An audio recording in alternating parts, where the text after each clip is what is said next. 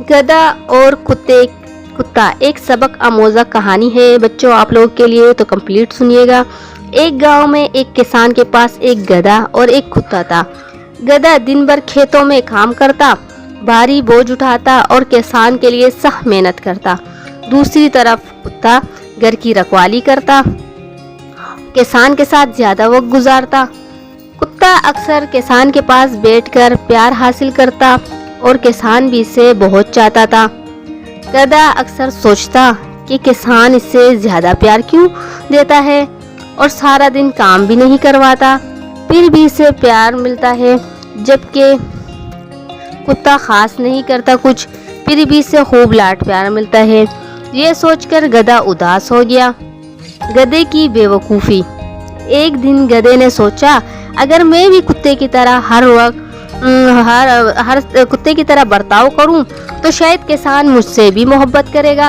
अगली सुबह जब किसान खाने के बाद आराम कर रहा था, गधा अचानक उछलने कूदने लगा और किसान के करीब आकर इस पर प्यार से झपट पड़ा, जैसे कुत्ता करता था।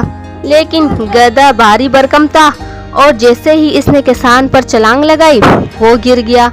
किसान के कपड़े गंदे हो गए। किसान बहुत गुस्सा हुआ और इसे बहुत शदीद गुस्सा आया। इसने गधे को सजा दी। गधा बहुत शर्मिंदा हुआ और अफसोस करने लगा। कुत्ते की दोस्ती और मदद।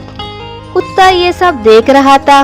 इसने गधे के पास आकर कहा, हर किसी का अपना एक अलग काम होता है। मैं घर की रखवाली करता हूँ और तुम किसान के काम में मदद करते हो। तुम जो किसान के ऊपर इस तरह झपट पड़े, तो इससे तो मोहब्बत नहीं जाहिर हुई, उल्टा उसको ही चोट लग गई। तो हर किसी की जो जगह होती है वो अपनी जगह होती है।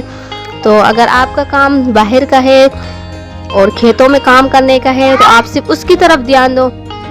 मैं आपको सिर्फ यही समझाना चाहता हूँ कि हर किसी का अपना एक अलग काम होता है। मैं घर की रखवाली करता हूँ और तुम किसान के काम में मदद करते हो।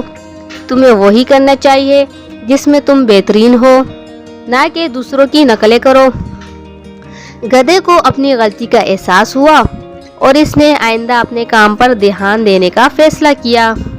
किसान को भी बाद में एहसास हुआ कि गधा वाकई में बहुत मेहनती और वफादार है, और इस दिन से इसने गधे का भी ज़्यादा ख्याल रखना शुरू कर दिया, क्योंकि इसको एहसास हो चुका था कि गधा भी बहुत ज़्यादा एहसास वाला और आखिर जानदार ही है। तो प्यारे बच्चों, इससे हमें 3 सबक मिलते हैं। नंबर 1 तो ये, हर किसी की अपनी खासियत होती है। हमें अपनी सलाहियतों को पहचान कर काम करना चाहिए। नंबर 2 ये है कि किसी की नकल करने के बजाय अपनी खूबियों को अपनाना ज़्यादा बेहतर होता है। और नंबर 3 और सबसे लास्ट में, मेहनत और ईमानदारी का सिला हमेशा मिलता है।